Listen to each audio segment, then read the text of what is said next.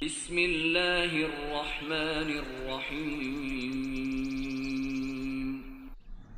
الرحمن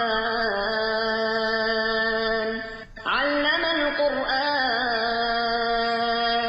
خلق الإنسان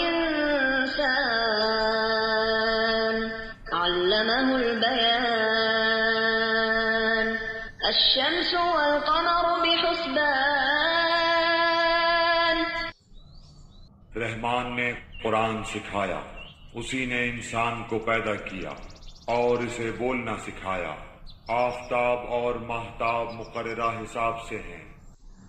والنجم والشجر يسجدان